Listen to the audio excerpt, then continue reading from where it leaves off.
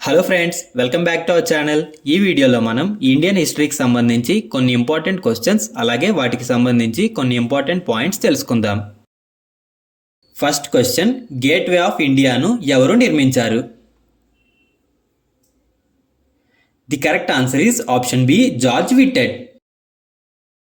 Scottish architect అయిన George Wittet gateway of ఇండియాను 1924లో కింగ్ జార్జ్ మరియు క్వీన్ మేరీ ముంబై సందర్శన జ్ఞాపకార్థం నిర్మించారు. సిక్కు మత పవిత్ర గ్రంథం ఏది? The correct answer is option A, Guru Granth Sahib. Gadadhar Chattopadhyay అనేది ఎవరి యొక్క అసలు పేరు?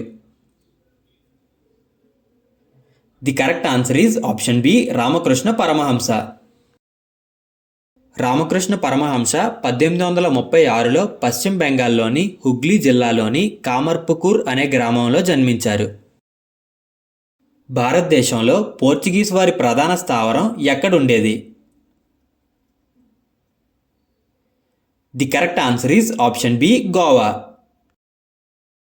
1510వ సంవత్సరంలో Portuguese general Afonso de Albuquerque Bijapur సుల్తాన్లను ఓడించి గోవాలో తమ శాశ్వత స్థావరాన్ని ఏర్పాటు చేసుకున్నాడు. ఇతను 1511వ సంవత్సరంలో మలక్కాలను స్వాధీనం చేసుకున్నాడు. బాలగంగాధర్ తిలక్ క్రింది వాటిలో ఏ వార్తాపత్రికను ప్రారంభించారు? The correct answer is option B, Kesari. Lokmanya Balgangadhar Tilak 1881వ సంవత్సరంలో కేసరి అనే మరాఠీ వార్తాపత్రికను ప్రారంభించారు. బాలగంగాధర్ తిలక్ యొక్క ప్రసిద్ధ నినాదం స్వాతంత్ర్యం నా జన్మ హక్కు. బాలగంగాధర్ తిలక్ మహారాష్ట్రలోని పూణే నుండి కేసరి మరియు మహారత్తా అనే 2 వార్తాపత్రికలను నిర్వహించారు. ఈ వార్తాపత్రికల ద్వారా తిలక్ భారత స్వాతంత్రోద్యమానికి సంబంధించిన విషయాలను ప్రచురించేవారు. భారతదేశంలో జిఎస్టి ఎప్పుడు ప్రవేశపెట్టబడింది? The correct answer is option C, 2017 July 1. వస్తు సేవా పన్ను లేదా గూడ్స్ అండ్ సర్వీసెస్ ట్యాక్స్ జిఎస్టిని 2017 జూలై 1న అప్పటి ఆర్థిక ప్రధానమంత్రి అరుణ్ జైట్లీ భారతదేశంలో అమలు చేశారు. జిఎస్టి అనేది భారతదేశంలో వస్తువులు మరియు సేవల సరఫరాపై ఉపయోగించే పరోక్ష పన్ను లేదా ఇండైరెక్ట్ ట్యాక్స్. భారతదేశంతో మొదటి వాణిజ్యాన్ని ప్రారంభించిన విదేశీ దేశం ఏది? The correct answer is option D, Portugal. Portuguese నావికుడైన వాస్కోడా గామా 1498లో సముద్ర మార్గం ద్వారా భారతదేశాన్ని కనుగొన్నాడు. అతను అట్లాంటిక్ మహాసముద్రం మీదుగా మలబార్ తీరంలోని కాలికట్కు చేరుకున్నాడు. ఫ్రెండ్స్, భారతదేశానికి చేరుకున్న మొదటి యూరోపియన్ ఎవరంటే వాస్కోడా గామా. భారతదేశంలో మొట్టమొదటి ఫ్రెంచ్ ఫ్యాక్టరీ ఎక్కడ స్థాపించబడింది? The correct answer is option B, Surat. Francois Caron నేతృత్వంలోని ఫ్రెంచ్ ఈస్ట్ ఇండియా కంపెనీ 1668లో సూరత్లో తమ మొదటి కర్మాగారాన్ని స్థాపించింది. ఫ్రెంచ్ వారు తమ రెండవ కర్మాగారాన్ని 1669లో మచిలీపట్నంలో స్థాపించారు. ఇండియన్ సివిల్ సర్వీసెస్కు ఎంపికైన మొదటి భారతీయుడు ఎవరు? The correct answer is option A, Satyendranath Tagore. Satyendranath Tagore 1863లో ఇండియన్ సివిల్ సర్వీసెస్కు ఎన్నికయ్యారు. ఇండియన్ సివిల్ సర్వీసెస్ ఎప్పుడు ప్రవేశపెట్టబడిందంటే లార్డ్ కార్న్వాలిస్ గవర్నర్ పాలనలో.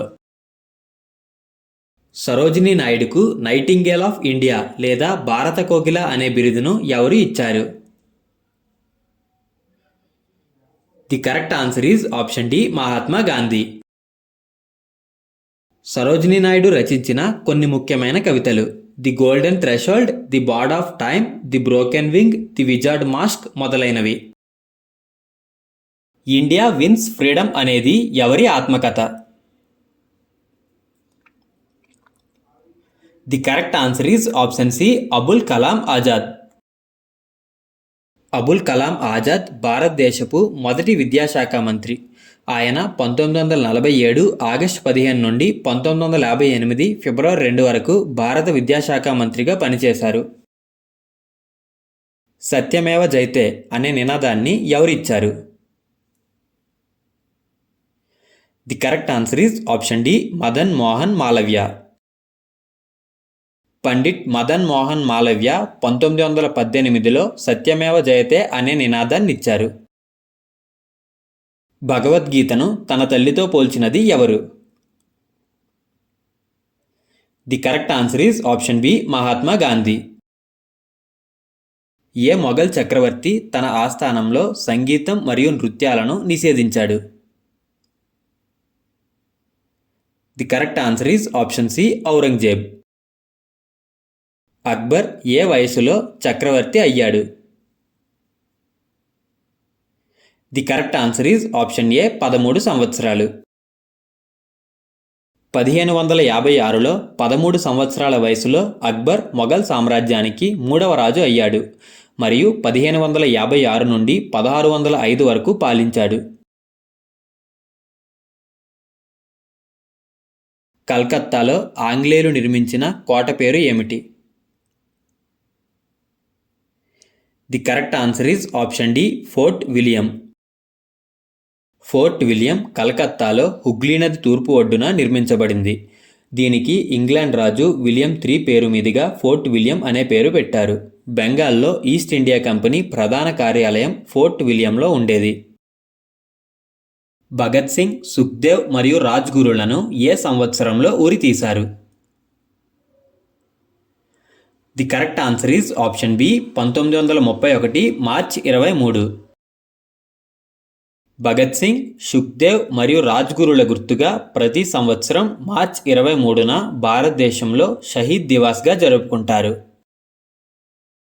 భారతదేశానికి మహాత్మా గాంధీ చేసిన కృషిని మరియు స్వాతంత్ర పోరాటంలో ఆయన త్యాగాలను గుర్తు చేసుకోవడానికి ప్రతి సంవత్సరం జనవరి 30న అమరవీరుల దినోత్సవంగా జరుపుకుంటారు.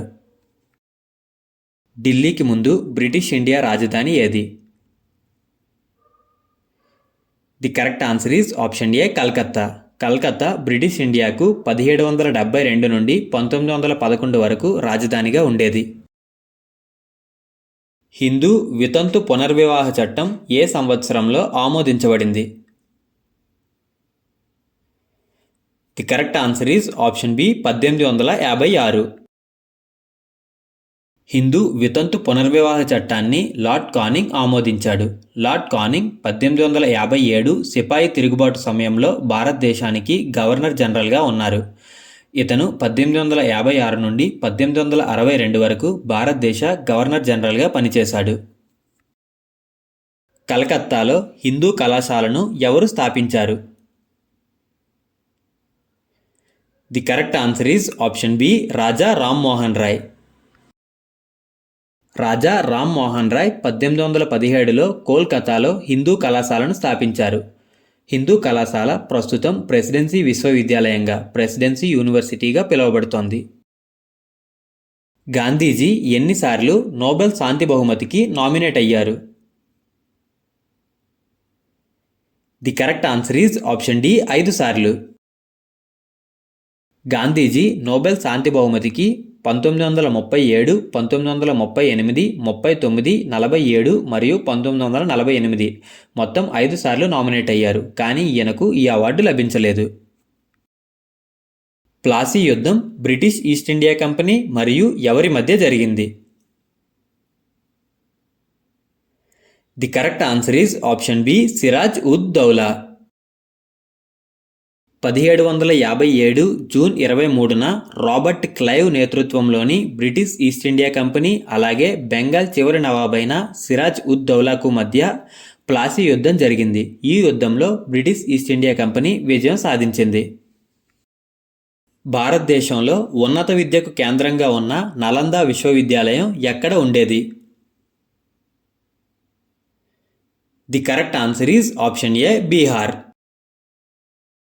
నలంద విశ్వవిద్యాలయాన్ని 5వ శతాబ్దంలో గుప్త రాజవంశానికి చెందిన కుమారగుప్త వన్ స్థాపించాడు. ప్రస్తుతం బీహార్లోని నలంద జిల్లాలోని రాజ్గిర్ పట్టణానికి సమీపంలో ఉంది. నలంద విశ్వవిద్యాలయం 427 నుండి 1197 వరకు ఉన్నత విద్యా కేంద్రంగా ఉండేది. ఈరోజు క్వశ్చన్, భారతదేశంలో జీఎస్టీ ఎప్పుడు ప్రవేశపెట్టబడింది? ఫ్రెండ్స్ ఆన్సర్ కామెంట్ చేయండి. అలాగే వీడియో నచ్చితే లైక్ చేసి మన ఛానల్ని సబ్స్క్రైబ్ చేసుకోండి.